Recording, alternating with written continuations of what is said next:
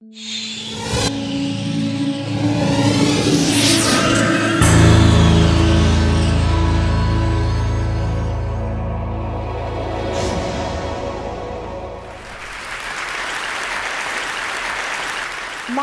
big idea is a very, very small idea that can unlock billions of big ideas that are at the moment dormant inside us. And my little idea that will do that is sleep.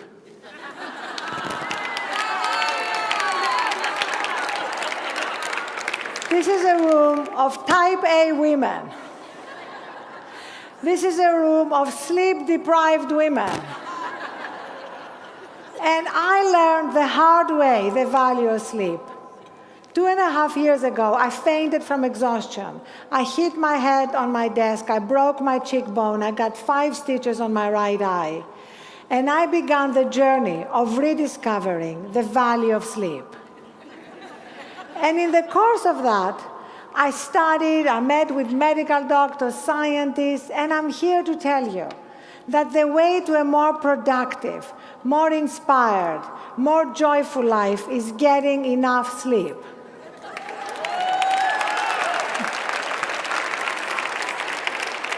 And we women are going to lead the way in this new revolution, this new feminist issue. We are literally going to sleep our way to the top, literally.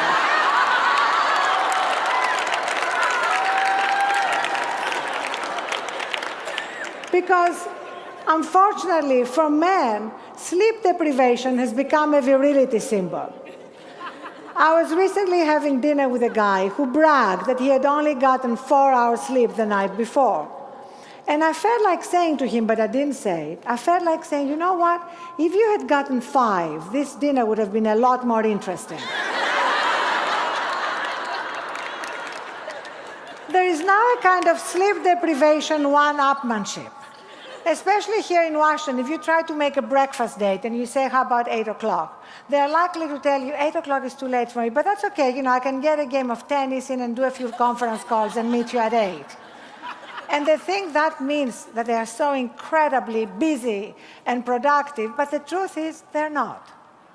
Because we at the moment have had brilliant leaders in business, in finance, in politics, making terrible decisions. So a high IQ does not mean that you're a good leader, because the essence of leadership is being able to see the iceberg before it hits the Titanic. And we've had far too many icebergs hitting our Titanics.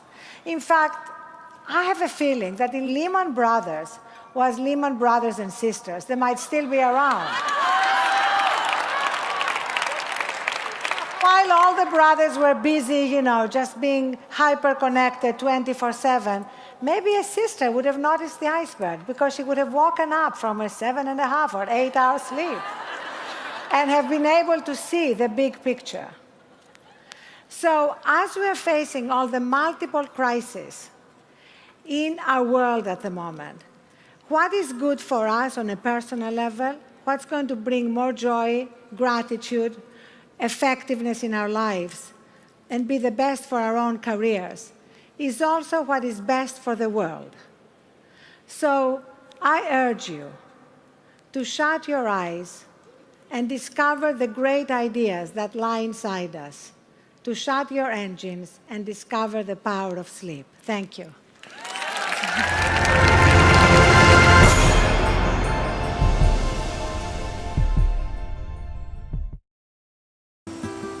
25% of the world's food supply is lost to spoilage. That's $458 billion worth every year.